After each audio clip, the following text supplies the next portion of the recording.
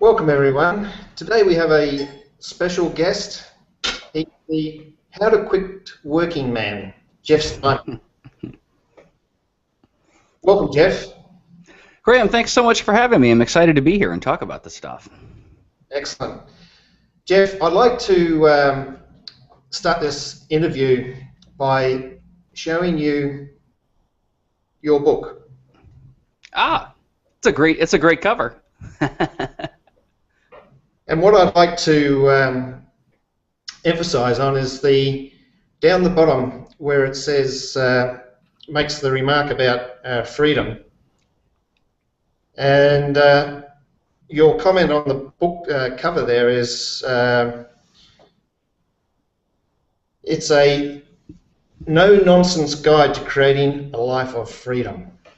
And then if I go to the first chapter, which is called Design Your Life, it says, I need freedom. Freedom to be who I am, to do what I want to do, to make changes as I see fit. What occurred to me, Jeff, is that this freedom that you're talking about is something that you even possessed as a young child. It seemed to be something that resonated with you as a child, and as you've grown in years in stature, it's something that you've actually bridged the gap with. You've actually brought this into fruition. How do you see this? I totally agree, Graham. It's something that, you know, when I was a kid, I really resented having to do things like go to school and learn stuff that I didn't care about.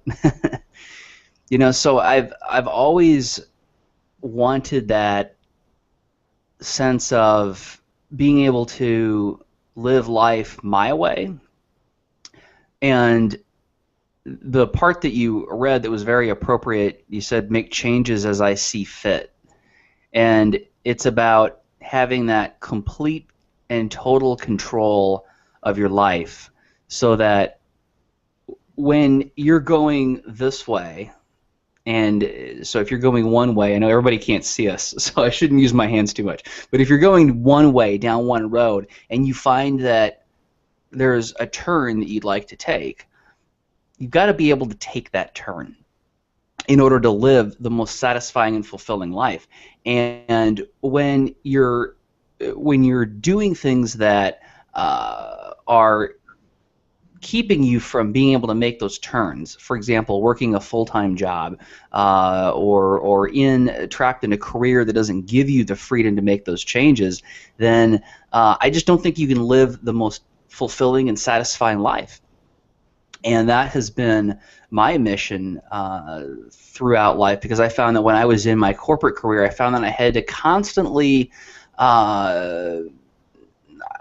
what's the word I'm looking for? I had to constantly make sacrifices for that career, right? So I always had to make excuses for why or how I could remain happy and living a really satisfying and fulfilled life while still in that career. For example, if there was some new thing that I wanted to try or do, when you're working that full-time job, you can't always do that, right? I mean, there's just certain things that just don't work with that full 40-hour-a-week lifestyle. So where's this taking you to now? How do you express this freedom in your life? Yeah, well, I have. That's a great question. I left my corporate career about 2.5 years ago, and had spent a couple of years prior to that trying to figure out how to start my own business and get money coming in that I didn't have to go someplace to earn every single day. And it's taken me to a place where it's really wonderful, because I work probably more and harder than I ever have, but it's what I want to do. It's what I want to be doing, and it's all structured around the things that are most important to me in life. And I think the most important thing is, you know, as you know, I'm huge on self-discovery. I've read the Manifesto of Your Inspirational Minds, one of my favorite books, and among many others. But as I've been on my spiritual journey and my journey to figure out just what is it out there that's going to make me happy? What do I have to do in life to be happy and to thrive and live the best life I possibly can? I found that the biggest thing that I believe about that is that I can't know today what that's going to be in 5 years. I can't even know today, frankly, what that's going to be next week. Because between now and next week, there's possibly going to be some discoveries and some things that I'm going to learn about myself and about the world and about what it really takes to make me happy, that I want the ability to make those adjustments. Maybe over the next couple of days. Now, of course, that's not always realistic, but I want the ability to be able to make adjustments and to always be able to make my life what I want it to be. And I've gotten to a point where money is not something that stands in the way and that I have to make decisions around. Now, that's not because I'm rich yet. That is because I've figured out a way to create a business that allows me to focus on the value that I provide and the value that I give, and that's how I'm compensated, not so much what I do. But I think I may have gone off on a tangent there, but I think the question was how does that manifest itself in my life today? And the reality is that freedom is, when it comes down to it, the biggest value that I hold. It's to me, it's the most important thing. And I think everybody has kind of that one thing that is just the most important thing to them. For me, it's freedom, and I've gotten money out of the way. I've gotten to a point where money is not the thing that drives what I do on a day-to-day basis. So it lets me pursue freedom. It lets me to pursue my path of personal development and becoming the best person that I can possibly be. And it lets me put that first. That's number one in my life. And then everything else kind of fits around that. That's really good. So with this, you've obviously moved away from the workforce, doing the day-to-day drive to work. You've got the freedom of staying at home and generating the income in your own way. So that's giving you a certain amount of freedom. Yeah. What other areas of your life are you pursuing freedom? How else is freedom showing up in your life? I think that a really great example is I'm not a minimalist. I don't think the minimalism lifestyle is something that is for me. But I've also I made a really important decision, and it's almost exactly a year ago. I had a hobby that was really important to me. It was I had an old house. It was almost 100-year-old house that I had been restoring, and it was a huge passion of mine. It was something that I really, really enjoyed. I loved spending lots of time figuring out how to make it look like it was when it was original, and figuring out how to fit modern systems into it and give it the modern conveniences but still make it look old. And I spent a lot of time and money working on that house, and I absolutely loved it. But what I found was that it was creating a burden. So it was all of the work and the expense was really holding me back from kind of what I was talking about earlier, becoming the best person that I could possibly be. So I made what was, and the crazy thing is I think this was maybe even harder for me than leaving my corporate career, but I made the decision to sell the house, and I moved into some rental property that I own. So I live in a place now that it literally costs me nothing to live there, and it's the building's under management. So I'm like a tenant, although I'm not giving my money to somebody else. Mm-hmm. I'm giving it to myself essentially. So it works out really well in that way. So that gives me the freedom. There's no reason why I can't pick up and go somewhere for 3 months or 6 months or anything like that. So I don't have that burden of that house anymore. And that was a really tough thing. And I think that was a huge lesson for me because to be perfectly honest, there's days I still really miss that house and still kind of wish I still had that big beautiful house with all the great things about it that I enjoyed, and had that hobby somewhat. Now I've tried to find different ways to kind of channel that creative outlet that the house gave me, but it was something that it was a process of discovery to realize that having that house was only one way of channeling some of those creative desires that I have. So I've been able to kind of rechannel those, but I didn't really think that it was possible to. I guess I didn't think it was possible to be happy without that house. So that was a really tough thing for me to leave that house. But when I did, I found that this is okay, and I no longer have that single thing. I no longer have that big, expensive, time-consuming thing in my life, and that's been a real huge learning process. And I would say I'm not completely through that journey yet. I'm not through the journey of getting over that 100%. But I have found that it's something that that I didn't need, and it was something that was it felt like it was important to me, but it did create a barrier to the ultimate freedom that I really seek in life. Mm. So, Jeff, you're well on the way to the financial freedom. I've often heard you talk about freedom in relation to time.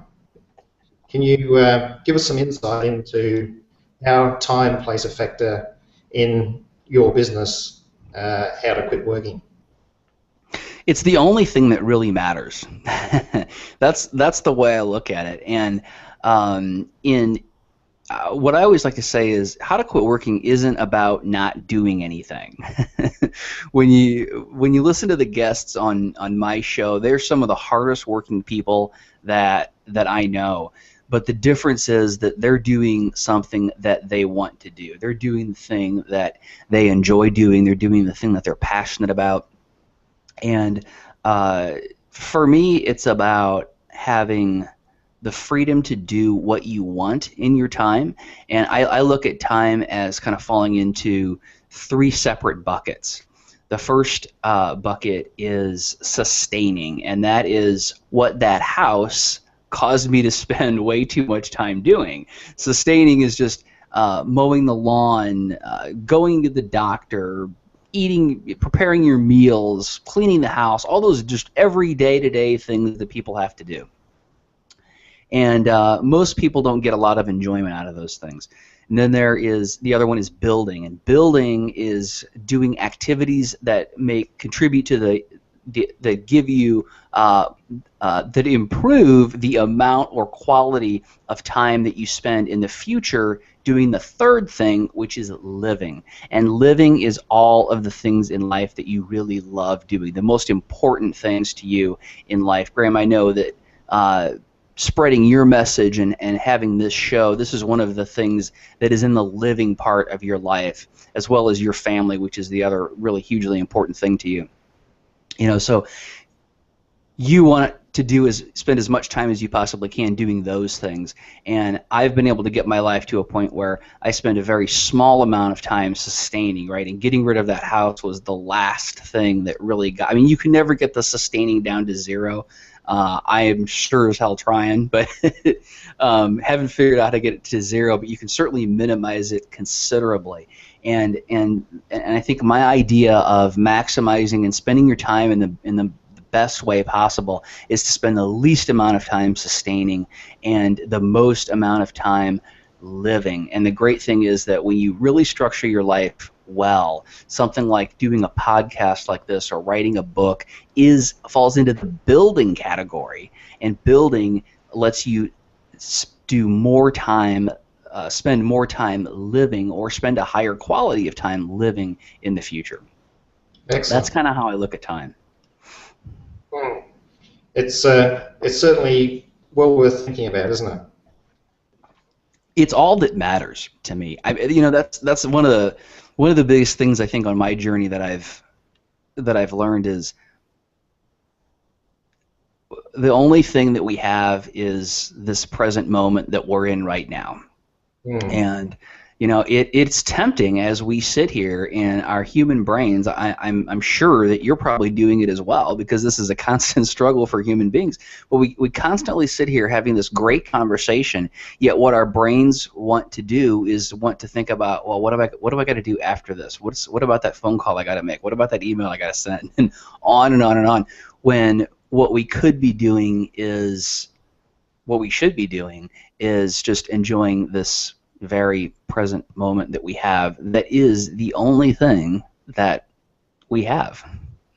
Yeah, it's interesting because your business, How to Quit Working, really delves into the space-time dimension, and now you're talking about the now and being present, which incorporates a lot of what my book, The Manifesto of Your Inspirational Mind, delves into, which you've read. Twice, actually. Oh, really? Yeah. Can I ask you, what is it about the Manifesto of Your Inspirational Mind that really hit home for you? 3 words. Yep. You are enough. Meaning you are enough. Meaning I am enough, yeah. For me, it was that. But that is the thing. That's the thing that resonated with me, and it is always my intent. And this is a thing that I've had to learn how to balance, I think, in my life. I should say that I am learning how to balance. But as I mentioned earlier, becoming the best person that I can possibly be is very, very important to me.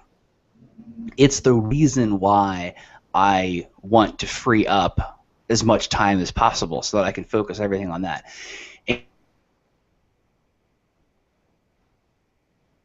And to be a very important goal, it's also important to recognize that I am enough as I am right now.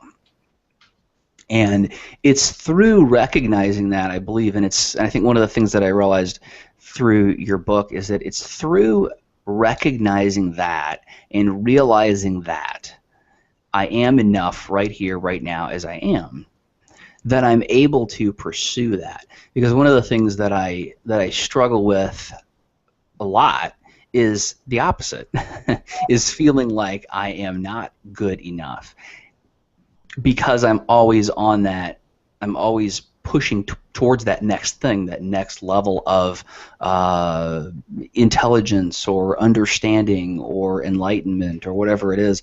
And when you're always pushing towards that next thing, it's very easy to get caught up in feeling as though you're not good enough as you are right now. And I think that's the most important thing.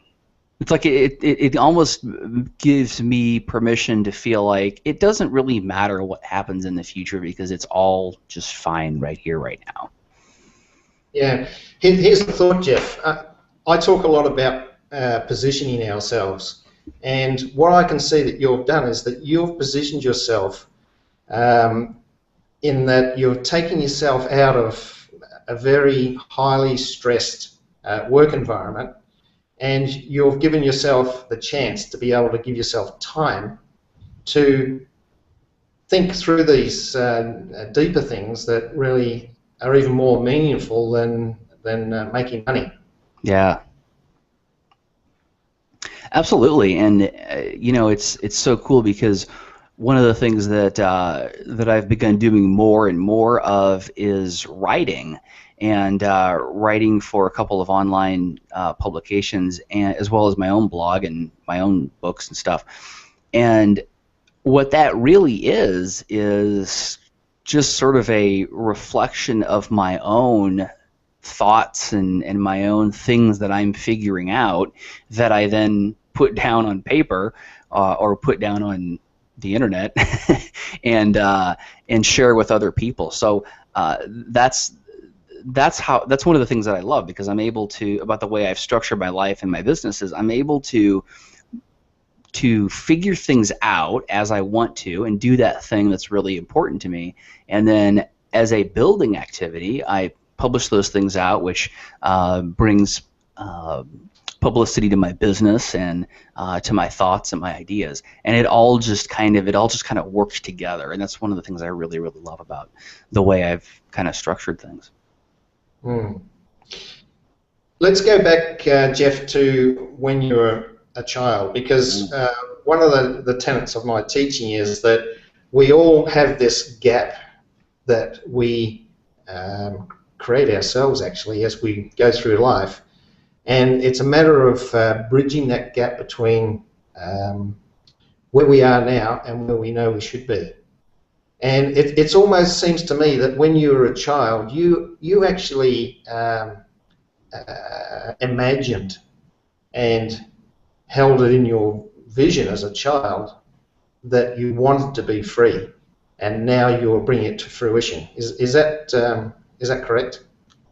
Yeah, that's absolutely true. And I think that I always had that notion that grown-ups got to do whatever they want.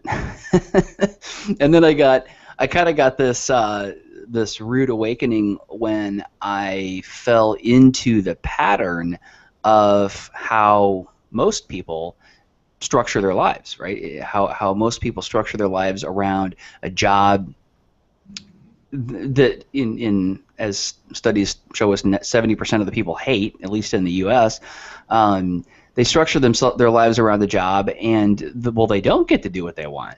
And I sort of had that rude awakening when I went through college and got into the corporate world and found that, grown-ups really don't get to do much of what they want unless I figure out a different way to do it. But yeah, I've never, one of the things that I'm really proud of is I've never been willing to settle for less than what I want.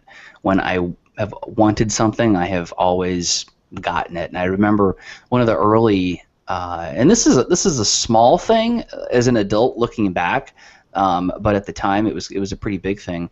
There was this stereo system that I wanted when I was in high school, and the whole thing was going to end up costing like $1,000. I mean, it's $1,000 in like 1989. So it was a lot of money, and certainly a lot of money for a kid in high school to come up with. And I remember my parents telling me, "You're never going to save up that kind of money. It's just, you need to just, be more realistic. Find something a lot cheaper." But it was the stereo system that I wanted, and I wasn't going to settle for any less. So I mowed lawns. I think I babysat. I did all kinds of stuff to earn the money that I needed to earn to make this happen, and I did it. And it's one of the first times when I really remember, just as you said, having that, and it's an example of a small kind of a material thing, but it was the biggest thing I think I could put my head around at the time. But having this vision of what you want and where you're at and closing that gap. Excellent. And I think I've kind of used that as a model. Was there ever a time when you kind of had an experience where that brought this together, or is it just something you've worked towards over a period of time? I know you are a very persistent person, but is there anything, any other experiences that you had that kind of sealed the deal that this is what you wanted to do, and it's made it easy? That's a great question. I've never really thought about that. Uh, I love on my show when I ask a guest a question and they say, I've never thought about that before, because you know you're going to get something really good. But I think really, you know what I think it really was for me is there is something that pulled it together and sealed the deal, and that was when I began to really go on a journey of self-improvement. And a lot of that was studying business and entrepreneurship, which that was good stuff and that was important, but it wasn't as important as learning how to be a better person, learning how to, as you talk about in your book, uh, learning how to manage my thoughts. And so I think it was when, and this was, when I started to really get serious about leaving the corporate world, and that was, gosh, probably 2 or 3 years before I did, so probably over 5 years ago from now. But I think it was when I really started to study how to just be a happier and more effective person, and a lot of that stemmed from my study of business and entrepreneurship, because one of the things that a lot of folks say, and I completely agree, is that being successful in business is no different than being successful in anything else. It's the same as being successful as an athlete or corporate executive or whatever it is. It's about uh, working on yourself and making yourself the best you possibly can. And as I studied business and entrepreneurship, I found that, oh, okay, well, I can learn all of this stuff, about how to price, how to sell, how to market, how to do online business. But really, the important thing is working on myself and making myself the best person I can be.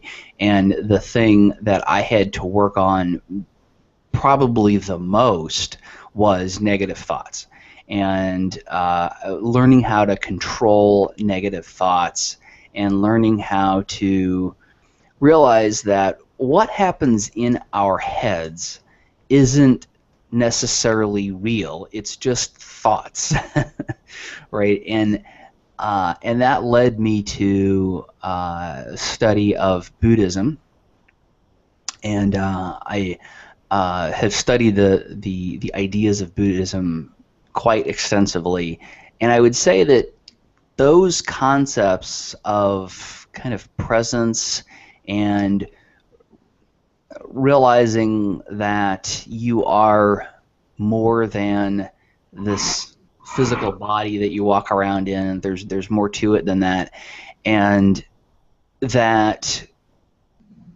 I think as a practical matter, we can control what goes on up here in our head, because I think that a lot of people, well, I think most people believe that what's going on in their head is completely real and it's 100% accurate, and there's no fixing or changing it. For example, if you're trying to pursue something, and I don't care what it is, if it's a business or a personal goal or a relationship or something athletic, you're inclined to have these thoughts in your head of, well, I can't do that.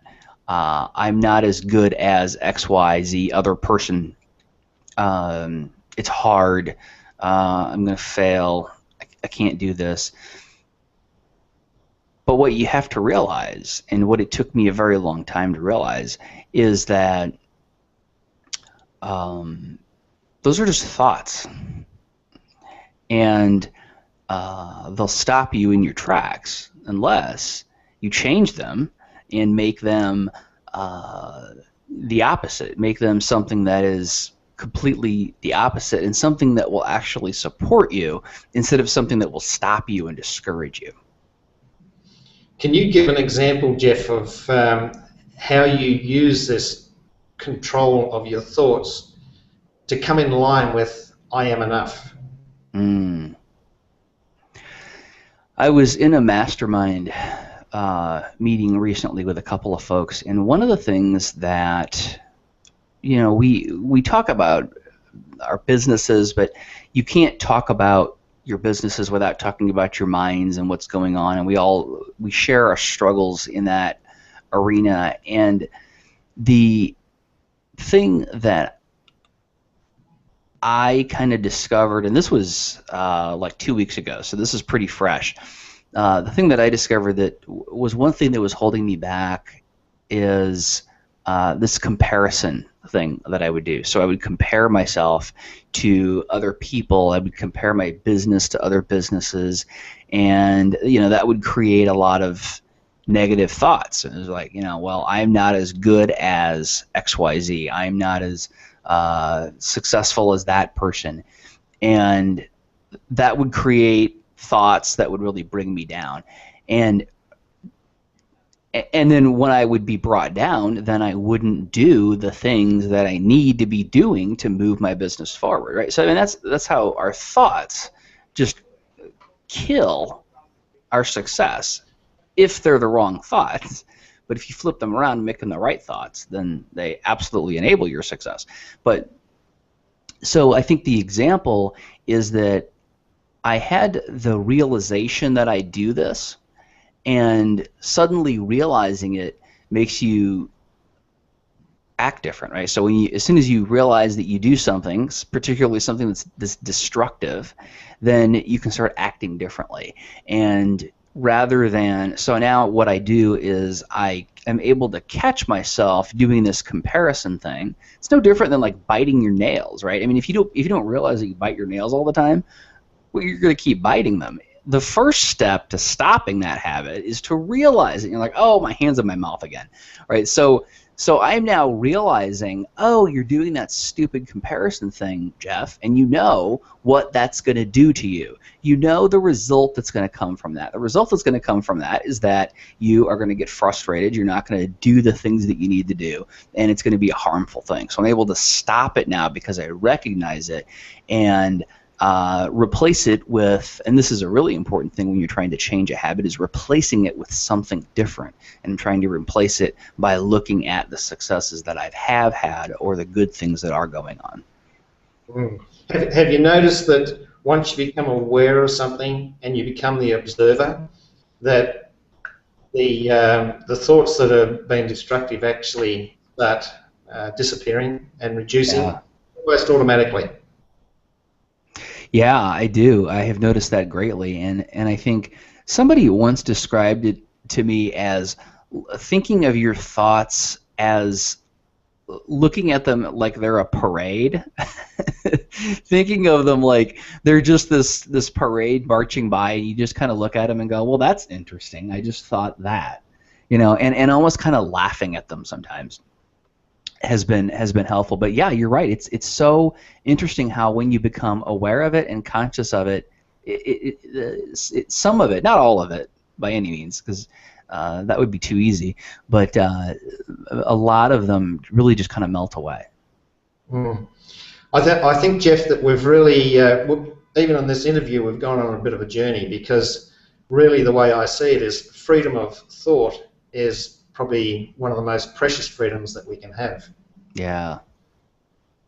Nobody can take it away from us. Nobody can take it away from us. That's true. So, Jeff, it's been great chatting with you on this interview. You're a man of wisdom. You're a man who had a vision of freedom, and you brought it to fruition. You are continuing to bring it to fruition. And just before we wind up, do you want to just spend a couple of minutes telling us just a little bit about your business, How to Quit Working? Absolutely. Well, first of all, I had a blast talking. This has been awesome. This is a topic that I've never really talked about on an interview before, so it was really fun to kind of go down this different route. But yeah, How to Quit Working is all about. I work with folks who are working a full-time job, but they want to do something different. They want to do something that they care about. They want to do it on their own terms. They want to do it from their home or from their vacation home or on a laptop on a beach or wherever they want to do it. And really what we do is it's all about figuring out what is the value that you bring to the world? Right? Everybody has some value that they bring to the world, whether it's helping people with their relationships or helping them on their spiritual journey, helping them with their computer, or helping them train their dog. Everybody has something that when their friends and family call them up and ask them for help, that's what it's about. And what How to Quit Working about is taking that thing, turning it into a business that you do on your terms, when you want, where you want, and that lets you really put the things that are important to you first. And we do that through, I have a book called How to Quit Working, which Graham so kindly showed at the beginning of the show. Also have a coaching program. You can get more information about all that at howtoquitworking.com. Excellent. And we'll put the links for How to Quit Working below the podcast. And I'd just like to thank Jeff for his time and his insights. And I'd like to thank all of you for joining Be Empowered podcast. I'm your host, Graham Hopkins. Before we go, I've got a special request from you that, if possible, could you please leave a review on iTunes, because this is how this podcast will become more popular and therefore reach a larger audience with this message on how to transform lives by managing your energy.